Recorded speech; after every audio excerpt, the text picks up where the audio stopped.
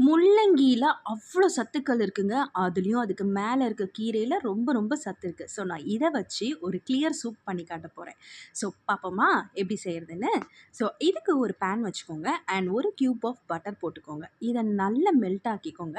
So இன்னைக்கு நான் அந்த 1 கியூப் ஆஃப் பட்டர் மட்டுமே போதும். வேற எதுவுமே தேவையில்லங்க. பட்டர்லயே இது வந்து சாட்டே பண்ண போறோம். ஸோ ஒரு சின்ன துண்டு இஞ்சி எடுத்துக்கோங்க. 2 பல்லு பூண்டு 2மே குட்டி குட்டியா சாப் பண்ணிக்கோங்க. இது நல்ல கோல்டன் ப்ரவுன் வர அளவுக்கு சாட்டே பண்ணணும். அதோட அரோமா அந்த ஸ்மெல் வந்து வரணும். அண்ட் ஒரு வெங்காயம் எடுத்திருக்கேன். நல்லா ஃபைனா சாப் பண்ணிக்கோங்க. ஸோ இது பாருங்க, இந்த எல்லாமே வந்து நான் போட்ட எல்லாமே நல்ல ப்ரவுன் கலர் ல டர்ன் ஆகணும். ஸோ நான் அது வரைக்கும் வந்து நான் சாட்டே பண்ணிக்கிறேன். அண்ட் இது கூட நம்ம கட் பண்ணி வச்சிருக்க முள்ளங்கி கீரை.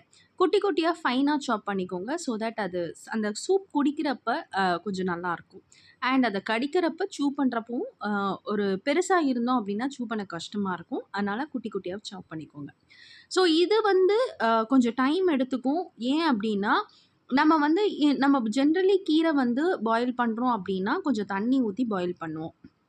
பட் சூப்புக்கு வந்து ஃபஸ்ட்டு நல்லா சாட்டே பண்ணணும். இந்த பட்டர்ல சாட்டே ஆனதுக்கு அதிலேயே ஒரு ஹாஃப் பாயில் ஆனதுக்கப்புறம் தான் நான் வந்து தண்ணி ஊத்த போறேன். ஸோ இது கூட வந்து இன்னும் டேஸ்ட் என்ஹான்ஸ் பண்றதுக்காக அண்ட் கலர்ஃபுல்லாவும் இருக்கணுன்றதுக்காக நான் வந்து கார்ன் எடுத்திருக்கேன். Sweet corn.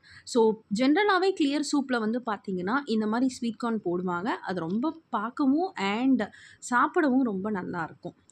ஸோ நல்லா பாயில் ஆகணும். குயிக்கா வந்து உங்களுக்கு ஸ்வீட் கார்ன் வெந்துரும். ஆனா, அந்த கீரை மட்டும் கொஞ்சம் நல்லா பாயில் ஆகுற மாரி பார்த்துக்கோங்க. அண்ட் இப்போ நான் வந்து ஒரு 2 ஸ்பூன் ஆஃப் கார்ன்ஃப்ளவர் எடுத்திருக்கேன். அத ஃபஸ்ட்டு நல்லா டைல்யூட் பண்ணி இந்த மாரி போட்டுருங்க. அண்ட் இந்த ஒயிட் கலர்ல இருக்கிறது வந்து ரொம்ப டிரான்ஸ்பரண்ட்டா மாறும். மாறி திக்னஸ் குடுக்கும். அதுதான் உங்களுக்கு வந்து அந்த சூப்போட பதம். ஸோ, இப்போ இத நல்லா கைவிடாத கிளறுங்க. ஏன் அப்டின்னா, கார்ன்ஃப்ளவர் வந்து போட்ட உடனே கெட்டியாகும். ஸோ, அதனால கைவிடாம கிளறிட்டே இருங்க. பாருங்க, இந்த ஒயிட் கலர் வந்து இந்த மாரி ஒரு டிரான்ஸ்பரண்ட்டா வந்து உங்களுக்கு வந்து டர்ன் அவுட் ஆயிருக்கு.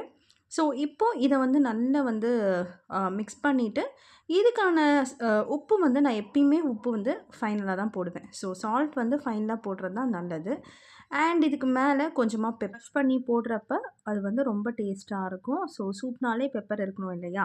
ஸோ, கண்டிப்பா வீட்ல ட்ரை பண்ணிட்டு மறக்காம கமெண்ட் பண்ணுங்க.